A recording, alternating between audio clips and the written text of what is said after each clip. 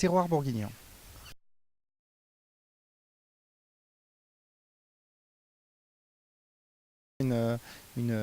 Des signes positifs d'une pérennité, d'une durabilité et donc d'un ancrage territorial pérenne, ce qui est quand même un bon signe, avec bien sûr le classement au patrimoine mondial de l'humanité, et puis d'autres aspects qui sont d'ordre économique, comme par exemple la notoriété des vins de Bourgogne, qui ne semble pas près de flancher, si ce n'est de continuer à croître par-delà l'ensemble de la planète. Voilà.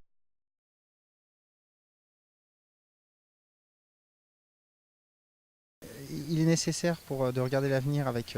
déjà une vision de long terme pas de court terme, comme c'est trop souvent fait, dans la mesure où la viticulture est par essence une culture végétale qui demande du temps parce que c'est pérenne, et donc ce que l'on plante aujourd'hui sera à optimum de production d'ici une trentaine d'années.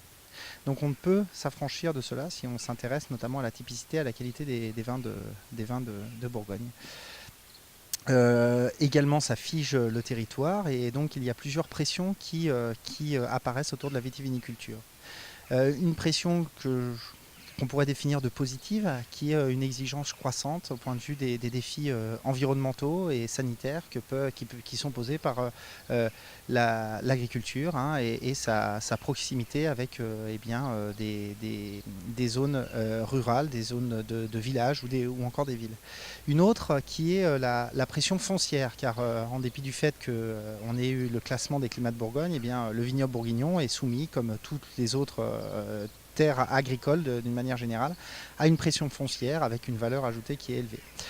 Alors la Bourgogne se défend assez bien, notamment dans les villages, dans les appellations villages, et également dans les zones de premier cru et de grand cru en particulier, par des prix de foncier qui sont extrêmement élevés.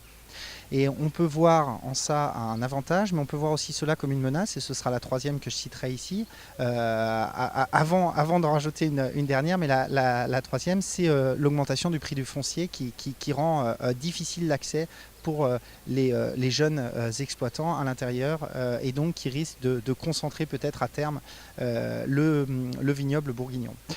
Et puis, bon, bah, bien sûr, on peut pas, du fait de ma spécialité, et que comme je travaille sur la relation climat-viticulture, je ne peux pas éluder l'aspect changement climatique, qui est extrêmement important. D'une part, dans les stratégies pour essayer de limiter l'impact de la viticulture sur ce, notamment, réchauffement climatique, et puis aussi sur les différentes menaces qui nous font face demain et qui sont encore lieu à de nombreuses incertitudes. Mais une chose est claire, c'est que la typicité des vins de Bourgogne va évoluer, et là il faudra que l'innovation et le savoir-faire des viticulteurs et des vignerons bourguignons, vigneronnes, soient toujours cultivés, enseignés et voire même dans une certaine mesure renforcés, pour faire face à cette évolution du climat.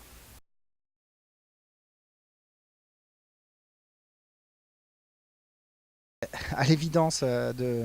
toute manifestation qui vise à- à mettre en valeur cette singularité mondiale que sont les climats de Bourgogne est bien sûr très important, dans la mesure où on est en face en plus d'un élément. Alors si je me place du côté du consommateur ou du tourisme, ben, on peut considérer que c'est un objet un peu difficilement identifiable pour un néophyte, et donc il est important de transmettre à la fois cet héritage historique tout à fait exceptionnel, et puis également paysager, culturel, auprès des gens. Donc effectivement, le mois des climats est en ce sens un événement tout à fait intéressant.